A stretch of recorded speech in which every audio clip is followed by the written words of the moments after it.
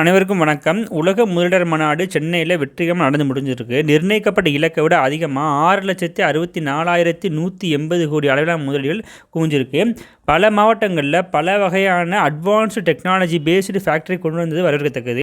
மதுரையில் எந்த ஒரு திட்டத்தையும் ஃபேக்ட்ரியும் கொண்டு வராது மிகப்பெரிய ஏமாற்றம் தான்.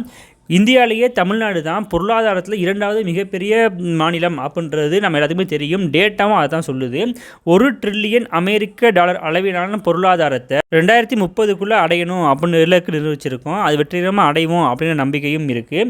மேலும் சுற்றுச்சூழலை நம்ம பாதுகாக்கணும். ஏன்னா இவ்வளவு அதிகமான முதல் குவிஞ்சிருக்க காரணமாக ஃபேக்ட்ரிஸ் அதிகமாக வரும். ஸோ சுற்றுச்சூழலையுமே நம்ம மிகுந்த அக்கறையை செலுத்தணும். ஆக்சுவலாக ஜிடிபியில் இந்தியா 2வது மிகப்பெரிய மாநிலமாக இருந்தாலும் ஜிடிபி மட்டுமே ஒரு பொருளாதாரத்துக்கான முக்கியமான குறியீடு கிடையாது. அதை தாண்டி HDI அண்டு ஹியூமன் ஹாப்பினஸ் இண்டெக்ஸ்லாம் இருக்குது. அதுலேயுமே தமிழ்நாடு மிக சிறப்பாக தான் இருக்குது. நன்றி.